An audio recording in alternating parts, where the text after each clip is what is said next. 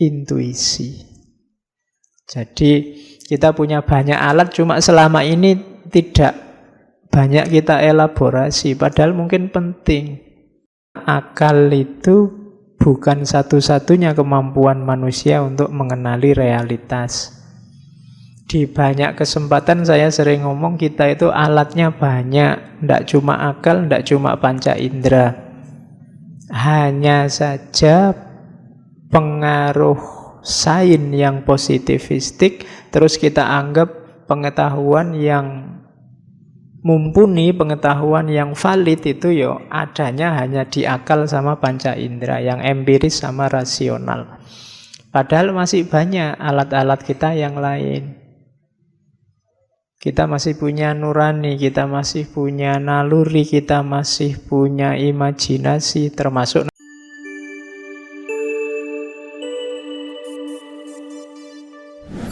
Assalamualaikum warahmatullahi wabarakatuh.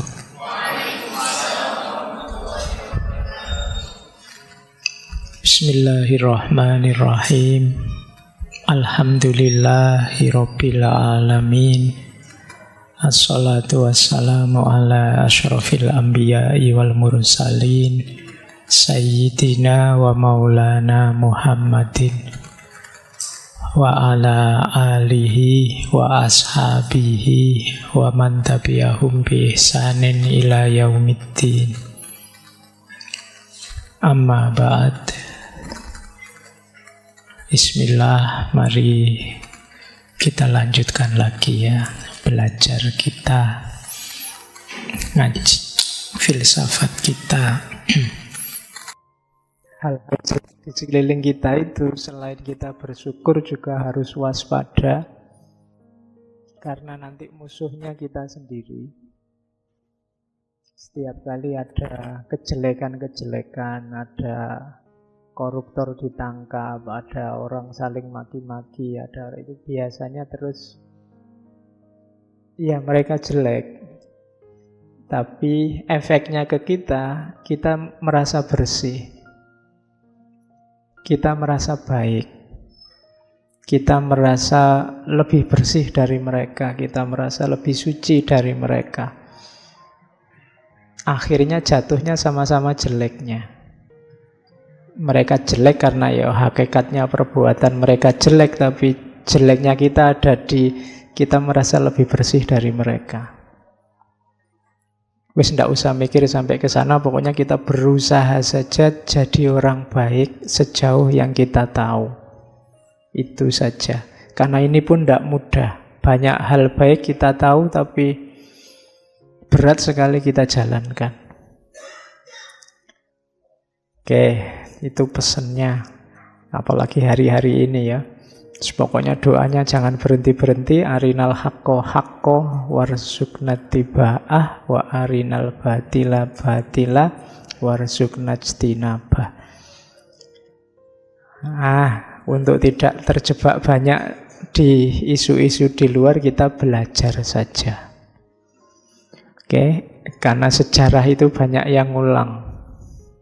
Banyak peristiwa yang dulu kejadian, karena kita tidak belajar terus kejadian lagi. Dan itu berulang-ulang. Berarti kuncinya memang kita harus banyak belajar.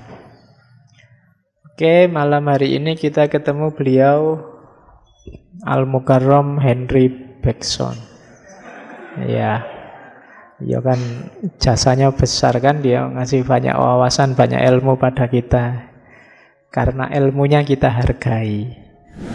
Oke, kita mulai ya. Bismillah. Yang pertama dia mengawali dari kritiknya pada akal. Sejak minggu lalu ketika kita ngomong René Descartes itu kan sebenarnya sudah mengkritik akal. Akal itu bisa keliru. Meskipun kalau Descartes dia nyari jalan, ya akal bisa keliru, tapi kita cari sampai titik di mana tidak mungkin keliru. Makanya ketemunya aku berpikir maka aku ada itu. Tapi kalau di Bergson enggak. Ya memang akal itu lemah. kritiknya Bergson, yang pertama, akal itu bukan satu-satunya kemampuan manusia untuk mengenali realitas. Di banyak kesempatan saya sering ngomong kita itu alatnya banyak. Tidak cuma akal, tidak cuma panca indera. Hanya saja pengaruh sains yang positivistik terus kita anggap pengetahuan yang mumpuni, pengetahuan yang valid itu yo adanya hanya di akal sama panca indera, yang empiris sama rasional. Padahal masih banyak alat-alat kita yang lain. Kita masih punya nurani, kita masih punya naluri, kita masih punya imajinasi, termasuk nanti yang diangkat oleh Bergson, intuisi.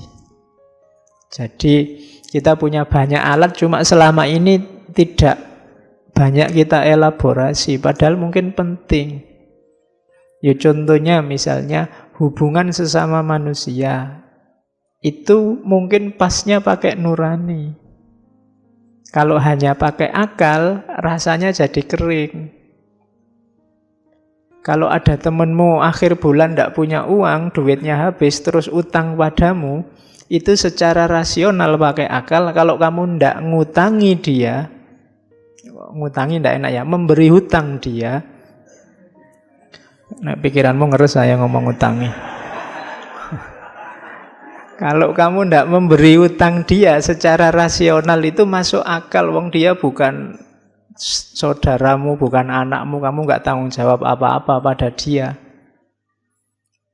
Tapi kalau pakai nurani mungkin bunyinya beda.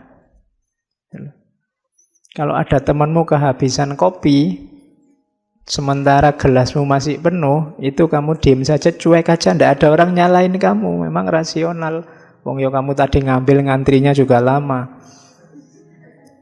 Tapi kalau pakai nurani mungkin beda. Yo mungkin kamu basa-basi nawari dia, monggo itu, tapi basa-basi. Kenapa kamu ndak enak? Karena pakai nurani.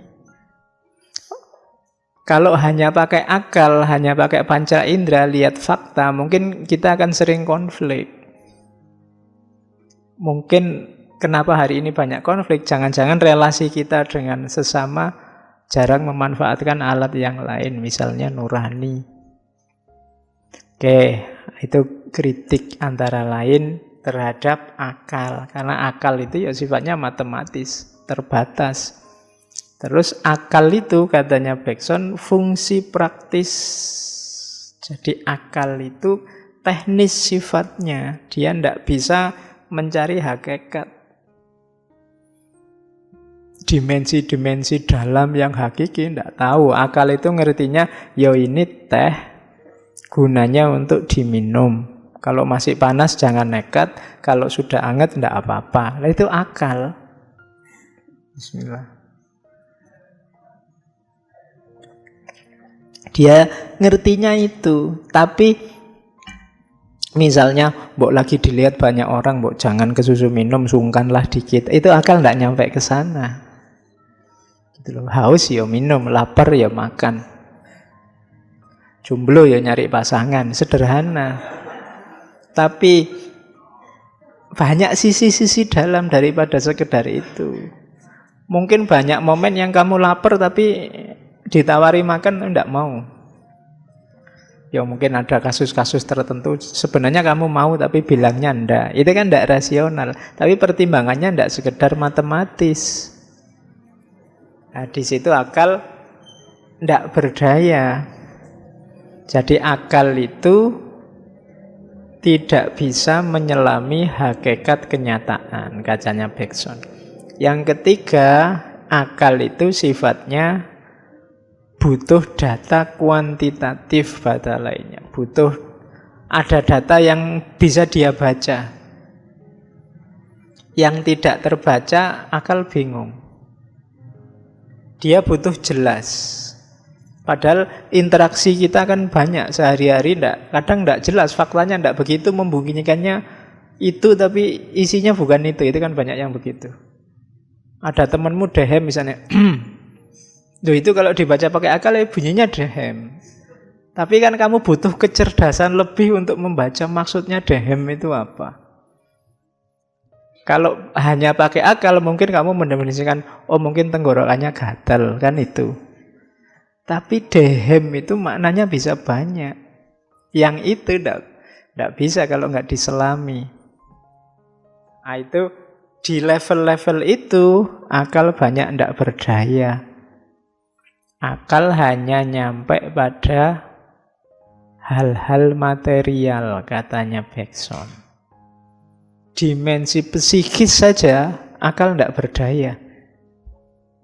Jadi dimensimu, batinmu itu akal tidak berdaya. Jadi pertama-tama Bergson mengkritik akal itu terbatas, akal itu tidak berdaya. Dalam banyak hal, yo akal penting tapi dia terbatas. Hanya untuk hal-hal yang sifatnya materi. Untuk yang non-materi, akal susah menjelaskan. Makanya kalau dalam tasawuf itu kan banyak pakai simbol-simbol, pakai isyarat-isyarat, pakai pokoknya hal-hal yang tidak bisa dijelaskan langsung, itu akal susah memahami. Cinta, benci. Kita ngomong cinta bolak-balik sampai panjang lebar itu kan simbolis semua. Faktanya apa enggak tahu ya. Makanya kemarin jatuh cinta saja nanti kamu ngerti, ngapain ngaji bolak-balik. Dibandingkan kamu ngaji bersesi-sesi, mending jatuh cinta kamu langsung paham apa itu cinta. Mungkin di kepalamu banyak teori tentang cinta, menghafalkan ngaji kemarin, tapi ketika kamu tidak jatuh cinta, akalmu bisa menjelaskan tapi kamu tidak paham hakikatnya cinta itu apa. Nah, itu diungkapkan oleh Bergson. Kalimat semacam ini hari ini biasa, sudah sangat banyak orang yang tahu kalau akal itu terbatas. Tapi zaman itu, akhir abad 19, awal abad 20, ini luar biasa. Karena orang sedang gandrung-gandrungnya dengan sains. Puncak peradaban modern kan itu, 1920 itu. Kalau hari ini kan orang menyebutnya postmodern. Mungkin sebentar lagi sudah postmodern. Tambah mundur, tambah post. Nanti sampai postnya double 3. Post modern. Apa mungkin Pak? Ya mungkin aja. Wong pikirannya manusia berkembang. Ndak mandek. Oke, nanti kalau dibikin mandek, ndak mungkin Pak postmodern terakhir ya. Nanti postmodernnya jadi agama, jadi ideologi. Pasti berkembang. Oke, jadi yang pertama-tama kritik pada akal. Makanya peradaban modern itu bahaya kalau hanya positivistik, katanya Bergson. Itu saya potong ada dari kalimatnya Bergson. Untungnya, katanya Bergson, ada beberapa orang yang terlahir dengan sistem kekebalan spiritual. Itu kalimatnya ya. Ada orang yang mungkin pernah diimunisasi spiritualitas. Ya. Yang cepat atau lambat akan menolak pandangan dunia ilusif yang dijejalkan sejak lahir melalui pengkondisian sosial.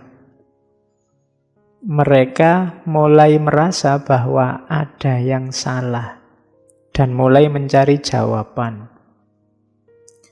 Pengetahuan internal dan pengalaman eksternal yang kacau menunjukkan kepada mereka sisi lain realitas yang tidak terlihat orang lain. Lalu mereka memulai perjalanan menuju pencerahan. Setiap langkah dari perjalanan ini dilakukan dengan mengikuti kata hati dan bukannya mengikuti kerumunan. Lalu mengutamakan jalan pengetahuan dibanding nyamannya ketidaktahuan. Itu di sini banyak keyword. Yang pertama, ada orang-orang tertentu yang jiwanya memang cenderung ke arah spiritual. Sehingga fenomena positivisme yang hanya percaya akal sama panca indera, yang materi sama yang rasional, itu menggelisahkan bagi mereka. Kalau diceritain filsafat yang modern-modern tidak tertarik, tapi begitu diceritain sufi, tasawuf tentang batin, tertarik luar biasa. Kebanyakan dari dunia timur biasanya. Karena mungkin DNA-nya DNA timur. Orang timur itu kan memang khasnya begitu. Kalau menyinggung batin tertarik. Mungkin sebagian besar kalian juga gitu. Kalau tema-tema spiritual, tasawuf, al-hikam kah, rumi kah, itu tertarik. Mungkin DNA-mu memang DNA itu. Nah, di barat juga ada, cuma tidak banyak. Makanya katanya Bergson, ada orang-orang yang memang punya kualifikasi, punya kekebalan spiritual. Jadi diserang dengan yang duniawi dia tidak tertarik. Orang-orang ini nanti yang merintis jalan menuju pencerahan. Orang-orang ini cirinya apa? Yang pertama mengikuti suara hatinya. Itu nanti yang disebut intuisi. Kata hatinya. Saya tidak tahu kalian memahami kata hati itu seperti apa. Itu nanti dibedakan dengan kata akal. Jadi ikuti suara hatimu, kamu sebenarnya sudah ngerti. Dijelaskannya agak susah, makanya nanti intuisi itu penjelasannya harus agak panjang lebar. Dan tidak mengikuti kerumunan. Kerumunan yang manapun, apakah kerumunan 01 apa kerumunan 02. Jadi punya prinsip, punya pendirian. Entah pendiriannya ada di mana, tapi itu hasil pencariannya sendiri. Jadi bukan mengikuti kerumunan, mengikuti kata hati, mengutamakan pengetahuan, bukan kenyamanan. Karena jalan pengetahuan itu kadang-kadang tidak nyaman. Banyak kebenaran yang mengagetkan, banyak kebenaran yang kita enggan menerimanya karena tidak cocok sama mau kita. Memang jalan pencerahan itu agak menyakitkan. Dulu Buddha itu mengejar pencerahan kan sengsara sekali. Nabi Muhammad juga di Gua Hiro harus uzlah, meninggalkan keluarga, meninggalkan masyarakat. Jadi memang di antara jalannya untuk pencerahan itu harus menjauh sebentar dari kerumunan. Kenapa orang butuh menjauh? Sering saya bilang, karena orang yang ada di dalam sangat terlibat, biasanya susah objektif. Bukan berarti tidak bisa objektif, tapi susah objektif karena dia muter di situ, bulet di situ. Tembok itu, kalau wajahmu nempel di tembok, kamu tidak tahu dia warnanya hijau apa putih. Kalau nggak percaya, kamu coba. Untuk tahu dia hijau atau putih, menjauh sedikit. Jangan terlibat di situ. Kalau kamu ada di situ terus, kamu tidak jelas iki warnane apa. Nah, itu gunanya menjauh sebentar dari kerumunan, dilakukan dulu para sufi, para spiritual. Karena kalau sudah masuk di situ, pasti kamu terlibat di situ, susah objektif. Jangankan tembok, cantik aja kan taunya harus ada jarak. Kalau wajahmu dan wajahnya nempel, itu cantik tidak cantik sama saja. Iya, kalau sudah ada jarak baru tahu oh cantik. Oke, jadi peradaban di era Bergson hidup itu peradaban yang positivistik, orang terjebak di akal dan panca indera. Maka Bergson menawarkan gagasan-gagasan alternatif. Bahwa akal ya penting, panca indera ya penting, tapi tidak satu-satunya. Ada yang lain. Nanti yang diperkenalkan namanya intuisi. Oke, dasarnya kemudian ini. Ada dua jenis pengetahuan. Oke, yang pertama adalah knowledge about, yang kedua knowledge of. Pengetahuan diskursif dan pengetahuan intuitif. Pengetahuan diskursif itu ya pengetahuan akal. Kalau pengetahuan akal itu pengetahuan, kalau definisinya Bergson, diperoleh melalui simbol-simbol. Jadi memahami simbol lewat simbol. Itu diskursif. Kenapa begitu? Karena ada jarak. Barang ini namanya handphone. Tapi kata-kata handphone kan juga simbol. Jadi untuk memahami ini secara diskursif, kamu butuh simbol, ayo kata-kata handphone itu. Berpikir itu kan kategori-kategori kata, kategori-kategori simbol ada di kepalamu semua. Malam ini tidak hujan. Malam itu juga simbolik, hujan itu juga simbolik.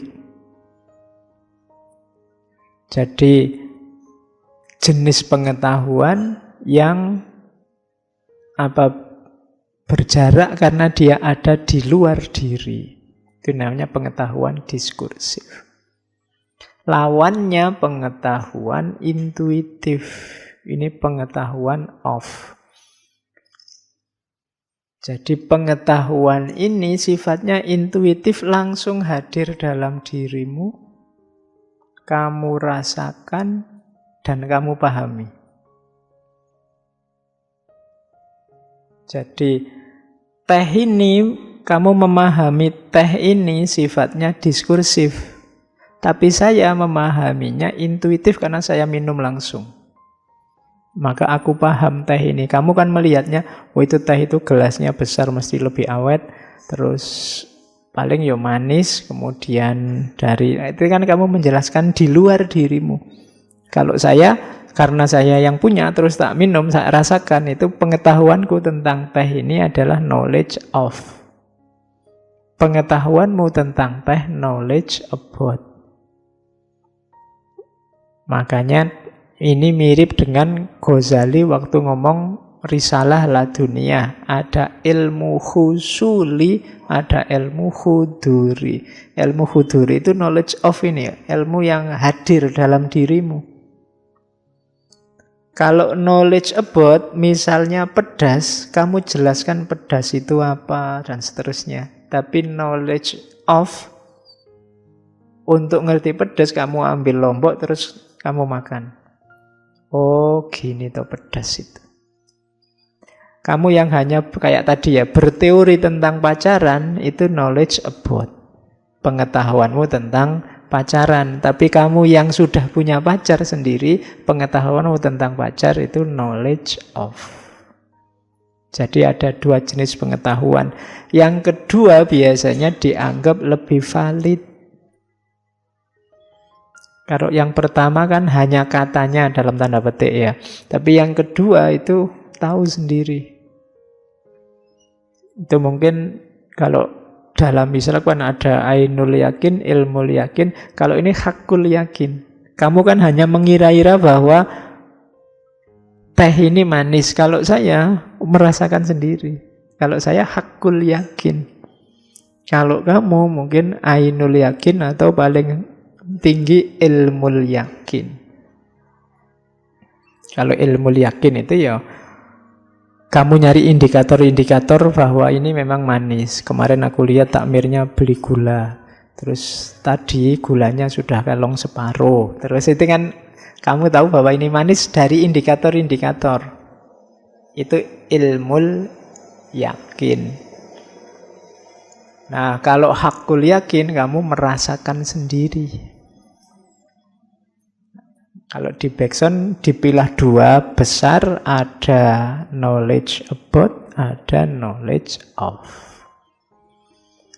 Nah, varian dari knowledge of itu, itulah nanti yang disebut intuisi. Intuisi itu saya tidak baca ya, saya kasih ilustrasi biar kamu mudah memahaminya. Misalnya kamu nanti pulang,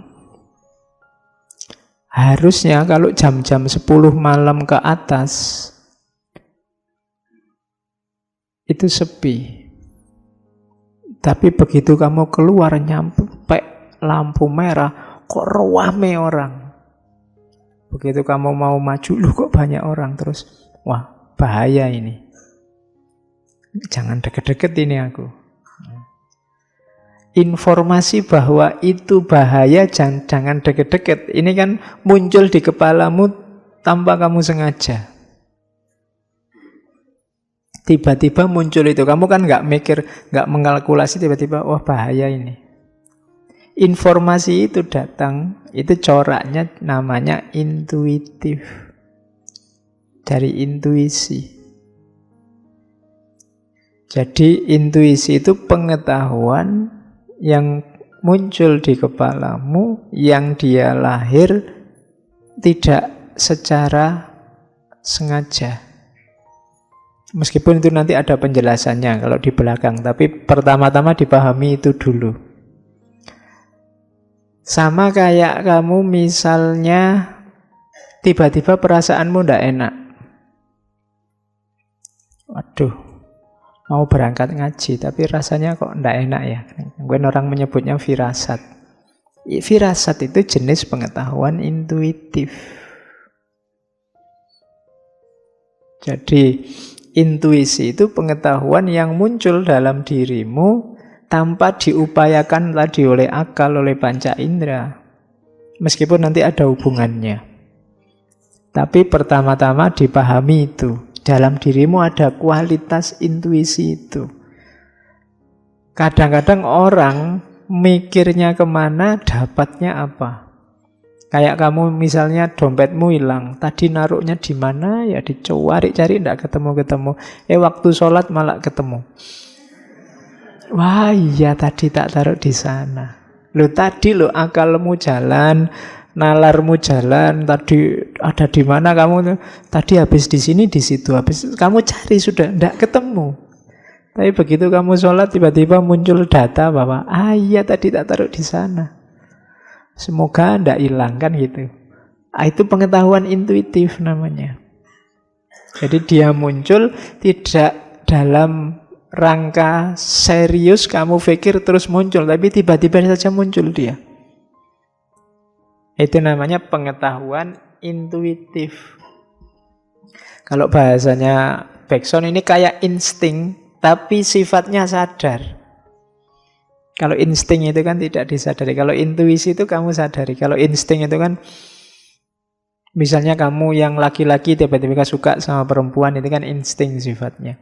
Kamu tidak pernah belajar bahwa saya laki-laki berarti saya harus suka perempuan. Tapi otomatis saja itu insting. Hewan juga punya insting. Di level insting kita sama hewan sama. Nah, kalau intuisi itu kayak insting gini tapi disadari. Beda sama hewan. Kalau hewan kan tidak disadari. Jadi intuisi itu insting yang menjadi sadar. Jadi dia muncul terus kamu sadari, oh iya ya. Berarti di sini ada bahaya ini, aku harus minggir ini. Nah, itu jenis pengetahuan itu intuisi. Saya bilang tadi dunia modern itu agak memandang sebelah mata epistemini. Makanya kamu tidak cerdas ketika berhadapan dengan, kalau orang zaman dulu firasatnya kuat. Makanya ada hadis itu, hati-hati dengan firasatnya orang mukmin. Kenapa? Tembus. Dia bisa membaca yang tidak terbaca. Kalau di Jawa orangnya disebut waskito.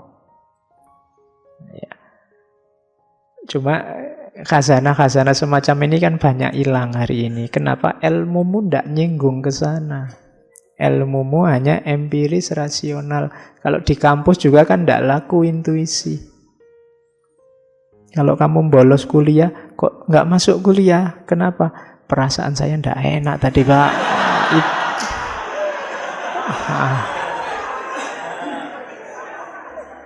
Itu kan ndak laku, dosenmu nggak terima kamu alasannya itu. Saya sudah mau naik motor, tapi kok rasanya ada yang ndak enak perasaan saya, Pak, khawatir saya. Lah itu ndak diterima sama dosenmu. Padahal mungkin yang kayak gini-gini itu firasat beneran. Kadang-kadang kan nanti ada penjelasannya di background di belakang. Kenapa penting ini harus hidup? Ya, karena rasio saja itu susah. Jadi intuisi itu insting yang menjadi sadar. Kalau akal itu urusannya materi, kalau intuisi ini urusannya batin dan kehidupan secara hakiki. Oke. Tambahi satu lagi. Caranya tadi kalau intuisi itu langsung non-konseptual. Hubungannya apa sama akal? Jadi gini, kalau penjelasannya secara sains, nanti beda sama agama. Kalau menurut agama, informasi intuitif itu tadi ya langsung dari Allah. Makanya wahyu, ilham untuk para wali, wahyu untuk para nabi itu sifatnya intuitif, tidak belajar dapat. Ilmu laduni itu kan tidak belajar dapat. Tadi misalnya, kok ngerti bahwa ada bahaya, itu dari Allah yang mengingatkan. Itu kalau dalam agama.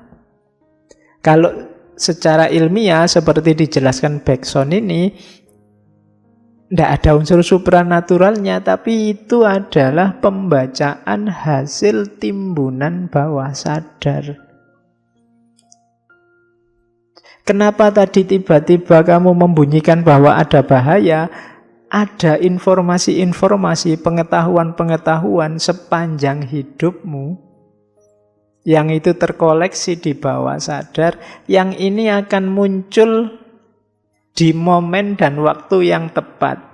Biasanya ketika ada peristiwa yang mirip. Kenapa tadi begitu ada orang rame-rame terus muncul di kepalamu, bahaya ini bahaya. Itu dalam sejarah hidupmu ada peristiwa yang mirip kayak gitu, entah kamu yang ngalami atau kamu lihat orang lain ngalami itu, atau kamu lihat TV ada peristiwa begitu, yang kalau ada rame-rame gitu bahaya. Jadi itu timbunan bawah sadarmu. Sama kayak kamu tiba-tiba ketemu sopo wis, yang cowok jalan ketemu cewek, kayaknya kita pernah ketemu ya. Wah, intuisi ini mesti kan ngono. Nah, ya, dari Allah ini mesti. Mungkin begitu, tapi kalau ditelusuri, kalau versi ini mungkin ada informasi-informasi, pengetahuan-pengetahuan lama di bawah timbunan sadarmu tentang perempuan semacam itu, wajahnya mirip itu, atau entah apanya yang mirip sehingga kamu merasa pernah melihat. Mungkin di mimpi, mungkin kapan ketemu masa kecil, mungkin cuma kamu lupa. Jadi ya kayak teorinya Freud itu kan, akal itu ada level sadar, bawah sadar, atas sadar. Yang bawah sadar ini kan berpengaruh, cuma kita tidak tahu ada itu, dia kerja terus sebenarnya. Nah, lahirnya kalau di versi Bergson ini, pengetahuan intuitif itu munculnya dari koleksi-koleksi bawah sadar. Makanya nanti ada teori tentang ingatan. Itu yang harus kita cermati. Jadi dalam diri kita ada ternyata intuisi. Itulah yang mungkin kalau dilanjutkan kayak teorinya Sartre itu kan, orang itu sebenarnya hanya nyari yang cocok dengan pandangannya. Kenapa? Timbunan di bawah sadarmu sudah banyak. Mungkin tidak pernah dengerin ngaji semacam ini, begitu dengar, iya ya, kok saya cocok sama ngaji ini. Itu sifatnya intuitif. Kemungkinan ada timbunan bawah sadar yang kamu sukai yang semacam ini dulunya. Yang sekarang kamu tidak nemu-nemu ketemunya ini. Sementara yang lain suka yang lain. Itu makanya selera musik misalnya, kamu kan heran, Pak, saya itu pinginnya musik rock kok, Pak, tapi kok yo nyamannya sama dangdut terus ya, Pak, misalnya. Oh, itu mungkin ada pengalaman-pengalamanmu sebelumnya, timbunan-timbunan sebelumnya yang kamu tidak sadar. Mungkin zaman dulu di kampung kamu masih kecil, ibumu atau tetanggamu yang diputar dangdut, terus mau tidak mau ada memori tentang dangdut di kepalamu. Kalau ditanya musiknya apa, jazz, blues, tapi begitu ada dangdut kamu tidak sadar goyang. Ya, itu sifatnya intuitif. Jadi alat ini yang di zaman modern tidak laku padahal penting. Di barat ya, kalau di timur kan ini hidup terus. Di tradisi spiritual, tradisi agama-agama timur ini hidup. Tapi di barat tidak hidup. Nah, ada intuisi tadi, maka terus selanjutnya ada teori tentang waktu dari Bergson. Kalau ini kemarin waktu kita ngomong waktu sempat disinggung sedikit. Jadi waktu itu ada dua, ada waktu matematis, ada waktu murni. Waktu matematis itu ya waktu yang kalian lihat di jam-jam, kalian lihat di jadwal-jadwal. Dari terbitnya matahari sampai terbenam di barat, berapa jam, berapa menit, berapa detik, itu waktu matematis. Ngaji ini 2 jam, itu waktu matematis. Tapi ada waktu yang lain namanya waktu murni atau duri. Kalau bahasa Indonesia jadinya durasi. Kalau yang matematis tadi objektif. Ngaji ini 2 jam berarti 120 menit. Tapi kalau durasi ini sifatnya subjektif, sesuai kesadaranmu masing-masing. Pak, 2 jam itu lama loh Pak. Ada yang 2 jam itu cepat Pak, harusnya lebih panjang lagi, ditambahi tanya jawab lah, ditambahi ngobrol apalah, ditambahi itu. Itu sifatnya subjektif. Jadi ya sama kayak kemarin saya contohkan Einstein itu kan, kalau ketika dia ditanyakan relativitas itu apa sih? Ya relativitas itu antara kamu duduk di atas kompor 1 menit dengan duduk bareng cewek cantik 1 menit, itu rasanya jauh berbeda. Padahal secara objektif sama-sama 1 menit. Duduk di atas kompor 1 menit rasanya kayak duduk berminggu-minggu, berbulan-bulan. Tapi duduk sama pacarmu 1 menit itu rasanya kayak 1 detik, pinginnya 1 jam, bila perlu nginep. Oke. Lah iya kan. Jadi itu durasi. Kamu baru apel berangkatnya jam 8, jam 10 sudah diusir sama Pak Kos kan. Waduh, baru ketemu sebentar ya kita, kan gitu. Jadi itu namanya durasi. Waktu di level dalam, di level kesadaran.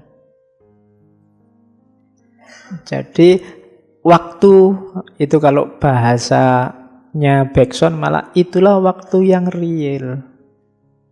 Waktu yang nyata. Jadi sifatnya subjektif hanya bagi kita. Kita memahami dunia itu ya lewat durasi ini. Kesadaran kita itu kesadaran durasi hidup kita ini. Misalnya kalian memahami ngaji ini yang 2 jam, itu kan hadir dalam dirimu kan sesuai durasimu masing-masing. Jadi maka katanya Bergson ya yang real itu waktu itu ya yang duri ini, yang durasi ini. Dan ini nanti berhubungan dengan kebebasan, nantinya begitu. Oke. Nah, usually when we speak of time, we think of the measurement of duration and not of duration itself. Jadi, kalau kita ngomong waktu, biasanya ya ukuran waktu yang kita omongkan bukan durasi itu sendiri. Durasi ini yang dibuang oleh sign. But this duration with sign eliminate. And we see so difficult to conceive and express. Jadi, Kita ngomong waktu itu selalu waktu yang objektif, padahal hakikatnya waktu itu ya yang subjektif itu. Lama atau tidak, sebentar atau tidak. Kita hidup itu kan dengan kesadaran waktu yang subjektif ini. Kamu kuliah ndak lulus-lulus sampai semester 14. Itu kan durasi namanya. Tapi kan ada yang anak tertentu ndak apa 14 itu sudah tepat waktu, Pak, ndak apa-apa. Waktunya kan memang jatahnya 14. Itu kan penghayatanmu masing-masing. Ada yang stres, ada yang biasa-biasa saja. Itulah durasi, hubungannya waktu dengan kesadaran. Sholat kok lama sekali. Loh, itu lama atau cepat itu durasi, urusan penghayatan. Saya, Pak, sholat saya cepat, tapi kan penghayatan saya ini sudah lama, Pak, misalnya. Iya, itu penghayatan atas waktu ini sifatnya eksistensial. Jadi berkenaan dengan penghayatan hidup kita. Jadi tadi ternyata sisi batin kita lebih kompleks, ada intuisi. Sekarang membaca dunia juga ternyata subjektif, ada durasi. Nah, durasi itulah nanti kuncinya kebebasan. Kita lihat penjelasannya bagaimana. Jika kita mengakui durasi sebagai hakikat kesadaran, kita juga punya kunci untuk mencapai kebebasan.